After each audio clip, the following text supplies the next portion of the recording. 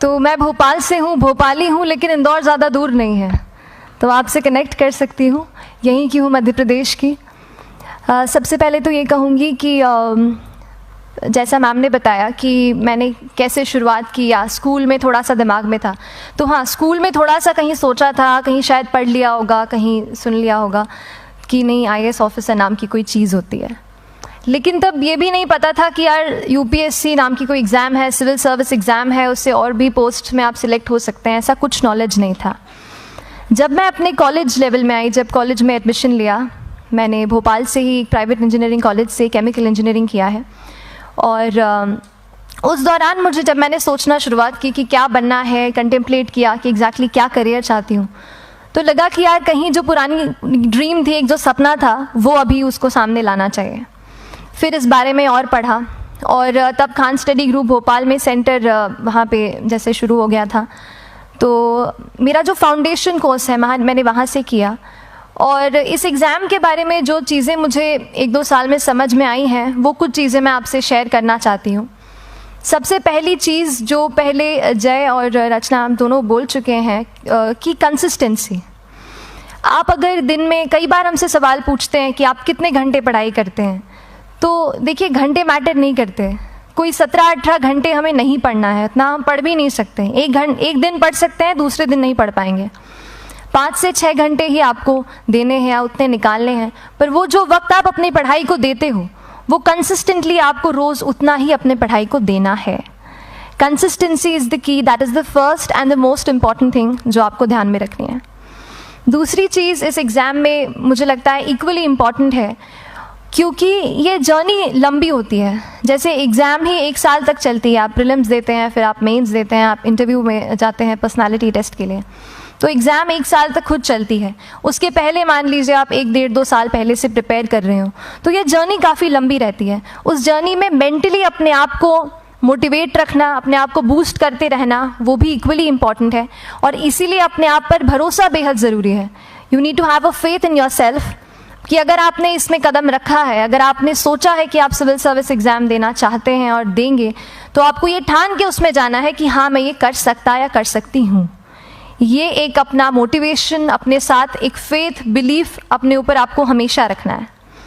Coming to preparation की कैसे तैयारी करनी है, बहुत सारी बातें आप सुन चुके हैं कि आंसर राइटिंग में कैसे करना होता है, आंसर राइटिंग का स्ट्रक्चर कैसा होना चाहिए।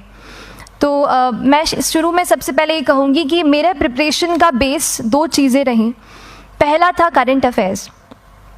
करंट अफेयर्स इसलिए मैंने उसको उसी से शुरुआत की क्योंकि करंट अफेयर्स सबसे इंटरेस्टिंग पार्ट होता है। कई बार आपको हिस्ट्री कभी बोरिंग लगेगी, कई बार आपको लगेगा ज्योग्राफी इतना, कभी हर किसी के अपने अपने फेवरेट्स होते हैं। तो मुझे वो 2 सब्जेक्ट्स लगते थे कि यार इतना मन नहीं करता है, लेकिन न्यूज़पेपर्स और करंट अफेयर्स में जो भी नया चल रहा है वो मुझे हमेशा इंटरेस्टिंग लगता था। इंटरनेशनल रिलेशंस में क्या हो रहा है, क्या सोशल रियलिटीज़ हैं, कहाँ क्या हुआ, उसका क्या इम्पैक्ट पड़ेगा एडमिनिस्ट्रेशन पे और हमारे कंट्री पे, तो उसको आप अपना एक बेस बना सकते हो। आप करंट अफेयर्स बेस्ड प्रिपरेशन कर सकते हैं, इसलिए भी क्योंकि अगर आप मेंस एग्ज़ाम देखेंगे तो काफ़ी डायनामिज्म आ गया है, केवल प्रीलिम्स में नहीं बल्कि जनरल स्टडीज़ पेपर 2, पेपर 3 में भी आप देखेंगे कई सारे ऐसे सवाल हैं जो करंट इवेंट्स से इंस्पायर्ड होते हैं, उन पे बेस्ड रहते हैं। तो जब आप न्यूज़पेपर बेस्ड, करंट बेस्ड पढ़ाई करते हैं तो वो आपका प्रिपरेशन वहाँ से भी कवर हो सकता है। दूसरी जो चीज़ मैंने जिस पे बहुत फोकस किया वो थी आंसर राइटिंग। तो आंसर राइटिंग का जैसे खान सर बता रहे थे कि आंसर राइटिंग की प्रैक्टिस बहुत की, तो उसके पीछे मेरा ये था कि जब मैं हमेशा प्रीलिम्स का कोई भी पेपर टेस्ट देती थी, हम मॉक टेस्ट देते हैं, तो मॉक टेस्ट देती थी तो हमेशा मेरे मार्क्स करीब 90 to 110, 120, इससे ऊपर मेरे कभी मार्क्स नहीं जाते थे। तो मुझे हमेशा ये डर था कि यार प्रीलिम्स में कहीं मेरा कुछ, क्योंकि कट ऑफ भी इसी कुछ रेंज में जाता है, तो हमेशा लगता था कि यार कुछ गड़बड़ यहाँ ना हो जाए। लेकिन जब मैंने आंसर राइटिंग की और मेंस एग्ज़ाम के बारे में जाना, तब मुझे लगा कि आंसर राइटिंग एक ऐसी चीज़ है, मेंस एक ऐसा फेज़ है सिविल सर्विस एग्ज़ाम का जहाँ पे आप अच्छे से तैयारी कर सकते हैं। And if you have written the answers, if you know कि you have covered the points well, if you have included उसमें कुछ आपने facts, international reports, government schemes, आपने कुछ ऐसे उसमें सॉल्व भी डाला है, तो जो रिज़ल्ट आएगा वो सेटिस्फैक्ट्री ही आएगा, अच्छा ही आएगा। तो मेंस एक ऐसा पार्ट है जिस पे आप काफ़ी बैंक ऑन कर सकते हो। मैं जब पर्सनालिटी टेस्ट भी मैंने दिया तो इस बार भी आप नंबर्स देखेंगे तो आसपास की रैंक के हिसाब से मेरे नंबर्स उसमें कम हैं, लेकिन it is just the general studies and the answer writing part, जो मेंस के जो वो है मार्क्स हैं या मेंस का जो एक फैक्टर रहा, वो मेरे लिए सबसे ज़्यादा इंपॉर्टेंट डिसाइडिंग फैक्टर रहा है। तो अपना एक्सपीरियंस यही बताऊंगी कि आंसर राइटिंग पे आप विशेष फोकस कीजिए। जैसा स्ट्रक्चर आपको बता ही चुके हैं कि इंट्रोडक्शन में कैसे आपको शॉर्ट रखना है, बॉडी एंड देन कंक्लूजन, उसमें छोटी चीज़ जैसे मैं अभी मेंशन कर रही थी, आप एक इंश्योर कीजिए कि देखिए जो भी एग्जामिनर आपकी कॉपी चेक कर रहे हैं वो दिन में 10, 15, 20 कॉपीज़ चेक कर रहे हैं, तो उन सब से आपको अलग कैसे आप अपनी कॉपी दिखा सकते हो, ये चीज़ आपका प्रेजेंटेशन और आप जिस तरीके से आंसर लिखते हो कंटेंट को, वो मैटर करेगा। आप इंश्योर कर सकते हैं कि आपके आंसर में कुछ फैक्ट्स, गवर्नमेंट की स्कीम्स, कुछ कमिटीज़ बैठती हैं, जैसे एक प्रिवेसी पे जस्टिस BN श्रीकृष्णा कमेटी की रिपोर्ट आई है, तो आप मान लीजिए आपको कोई प्रिवेसी पे सवाल आ गया तो आपने उन कमेटी का नाम कोट कर दिया। ऐसे बहुत सारी कमिटीज़ होती हैं। कुछ इंटरनेशनल रिपोर्ट्स आते हैं, वो आप उनको इनके बारे में लिख सकते हैं। इंडिया का मैप आप बना सकते हैं। मैंने सीख लिया था कि 10-15 सेकेंड्स में कैसे जल्दी से मैप बनाना है और उस पर कैसे पॉइंट कुछ करना है, कुछ लोकेट करना है। तो ये कुछ ऐसी चीज़ें हैं जो आपके आंसर्स को एनरिच करेंगी और प्रेजेंटेबल बनाएंगी। तो इस तरीके से आंसर्स पे जैसे हम क्लास करते हैं, लेकिन उसके साथ साथ आपको ये कोशिश करनी है कि 1 से 2 आंसर पर डे आपको ज़रूर लिखने ही लिखने हैं, apart from the test series that you are doing. Answer writing से 2-3 चीज़ें होती हैं, ना केवल हमारी एक लिखने का हमें समझ आता है हम क्या लिखते हैं कैसा है, पर हमारा कॉम्प्रिहेंशन भी इम्प्रूव होता है। हमें कितना समझ में आया वो भी हमें खुद समझ आता है जब हम आंसर्स लिखते हैं। और इसीलिए आंसर राइटिंग पे आप फोकस कीजिए, 1 से 2 आंसर ज़रूर लिखिए। और आंसर राइटिंग के बाद the third pillar of my preparation जो काफ़ी इंपॉर्टेंट जिसने रोल प्ले किया, that was tests and test series and mocks. देखिए हम पढ़ रहे हैं यहाँ पर, I will also come to the point कि हम कैसे दिल्ली, भोपाल और इंदौर में प्रिपेयर करके बिना दिल्ली जाए हम कैसे कर सकते हैं, I will come to that point. पर उसके पहले टेस्ट की थोड़ी बात कर लेती हूँ कि टेस्ट देना क्यों ज़रूरी है। हम ये जो एग्ज़ाम दे रहे हैं सिविल सर्विस की, एक ऑल इंडिया लेवल एग्ज़ाम है and this cut throat competition. तो उसके लिए आप केवल पढ़ते रहें, सारी बुक्स, मटेरियल्स, स्टैंडर्ड ये करंट का सब पढ़ लें, लेकिन अगर आप ये नहीं जज कर पाए कि आपका क्या लेवल है at an all India level, तो चीज़ें समझ में आप नहीं, मतलब आप आगे नहीं बढ़ पाएंगे या सही डायरेक्शन नहीं पकड़ पाएंगे। तो इसलिए आप टेस्ट से घबराइए मत। कई बार टेस्ट का इनर्शिया होता है, ऐसे लगता है कि जब तक पूरा सिलेबस कंप्लीट नहीं कर लूँ तब तक टेस्ट नहीं दूंगा, लेकिन सच में बात ये होती है कि जब तक हम GS के मतलब पेपर देने अंदर भी घुसते हैं ना, तब भी उस सेकंड पे लग रहा होता है कि कुछ छूट गया है हमारा। तो ये चीज़ होगी ही, इसीलिए ये मैं कभी मत सोचिए कि जब तक पूरा सिलेबस नहीं कर लूँ टेस्ट नहीं दूंगा। जैसे आपका एक थोड़ा बेस बन जाता है प्रिपरेशन का, आप टेस्ट दीजिए, चाहे वो प्रीलिम्स का MCQ का टेस्ट हो या मेंस का राइटिंग स्किल की प्रैक्टिस हो, टेस्ट पे आप फोकस कीजिए।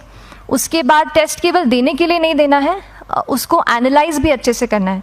When you get the answer hints, when you get the answer keys, analyse properly कि आपकी क्या गलती हुई है और उससे भी सीखने की कोशिश कीजिए कि क्या कुछ नया मुझे इस टेस्ट पेपर से या इस आंसर कॉपी से मिल सकता है। तो इस तरह से टेस्ट पे भी आप फोकस कीजिए। And I will come lastly to the point कि जब मैंने प्रिपरेशन शुरू की थी अपने कॉलेज के 2nd ईयर 3rd ईयर आते आते, तो मन में बहुत सारे फियर्स थे। मैं भी एक नॉर्मल फैमिली से हूँ, मेरे फैमिली में किसी ने आज तक सिविल सर्विस का पेपर भी नहीं लिखा था, तो मन में बहुत सारे फियर्स थे, डाउट्स थे, क्या होगा, कैसे होगा। तो हो सकता है आपके मन में भी ऐसा हो। और हम जैसे यहाँ रहते हैं, हम सोचते हैं कि दिल्ली जाना तो सबसे ज़रूरी है, उसके बिना तो ये एग्ज़ाम हो ही नहीं सकती। तो उस पर मैं एक चीज़ बताना चाहूँगी कि जैसे KSG जैसे इंस्टीट्यूट हैं, जो फैकल्टी भी हमें वही मिलती है जो दिल्ली में पढ़ा रहे हैं, तो ये एक बहुत पॉजिटिव पॉइंट है कि क्वालिटी का कोई दिक्कत नहीं आएगी। बस एक चीज़ है, आप ज्वाइन करते हैं class, that will only provide you a direction. वो आपका रास्ता दिखा सकते हैं आपको कि इस रास्ते पर आपको चलना है, लेकिन चलना उस रास्ते पे आपको खुद है। You have to work on your own. कभी ये मत सोचिए कि मैं वहाँ नहीं जा पा रहा हूँ तो नहीं हो सकता, यहाँ है, तो हम एक्सक्यूज़ेस बनाते हैं। कई बार चैलेंजेस आते हैं। तो मैंने कॉलेज के साथ प्रिपरेशन की, तो उसमें भी काफ़ी दिक्कत आती थी। कभी कभार कॉलेज की एग्ज़ाम होती थी तो इसमें मैं अपना उतना वक्त नहीं दे पाती थी। तो उस मोमेंट पे फिर प्लानिंग ने मुझे बहुत हेल्प किया कि हम किस तरीके से अपने कॉलेज के एग्ज़ाम के लिए प्लान कर लें। जैसे मैंने इंजीनियरिंग की है और मुझे पता है कि हम इंजीनियर्स 1 महीने से ज़्यादा पहले से पढ़ते नहीं हैं। पढ़ते हैं क्या? तो वो चीज़ आप ध्यान रख सकते हो, उसको अपना स्ट्रॉन्ग पॉइंट बना सकते हो। 1 से 1.5 महीना जब exam is approaching, I use to plan my entire syllabus का प्रिंट आउट निकाल के I use to make my notes, उस तरीके से उसको मैं उसको संभाल लेती थी।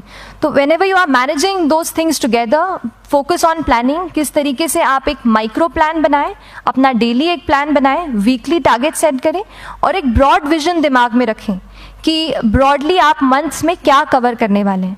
अगर आप प्लानिंग अच्छे से करते हैं तो ज़्यादातर पोर्शन आपका वहीं से कवर हो जाता है, और जब आप टारगेट्स बनाते हैं, उनको टिक करते हैं, तो एक सेंस ऑफ कंप्लीशन भी आपको मिलता है कि yes I am on the right path और मैं सही जा रहा हूँ या जा रही हूँ। तो इस तरीके से प्लानिंग पे भी इक्वली फोकस कीजिए।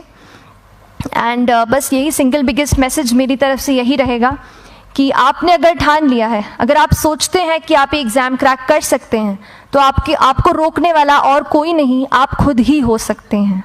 तो खुद आप अपनी रुकावट कभी मत बनिए, एक्सक्यूज़ेस मत बनाइए। ऑब्स्टिकल ज़रूर आएंगे, उन्हें आपको चैलेंज करना है। Challenges are meant to be challenged. तो सही तरीके से अपने ऑब्स्टिकल्स को हैंडल कीजिए, और इस एग्ज़ाम में अगर आप सही स्ट्रैटेजी रखते हैं तो आप अपने एक अटैम्प्ट में ही इसको क्रैक कर सकते हैं। एंड एनीवेज आप जो भी अटैम्प्ट नेक्स्ट रखते हैं, दिल में यही रखिएगा कि जो ये मेरा नेक्स्ट अटैम्प्ट होने वाला है, ये मेरा बेस्ट अटैम्प्ट होने वाला है।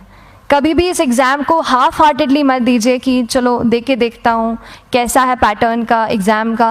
अगर एग्ज़ाम का पैटर्न देखना है ना, तो घर पे 3 घंटा टाइम लगा के एग्ज़ाम दे दो, बस केवल पैटर्न देखने के लिए एग्ज़ाम अटैम्प्ट मत कीजिए। जब आप एग्जामिनेशन हॉल में जा रहे हैं या कोई अटैम्प्ट आपने सेट किया है, तो अपना सब कुछ उस एग्ज़ाम को दीजिए, अपना टाइम, एनर्जी, फोकस, जितना भी करेक्ट आप उसमें पॉजिटिविटी डाल सकते हैं उसको दीजिए, एंड पूरी तैयारी के साथ ही इस पेपर को दीजिए, and I am sure that you will succeed.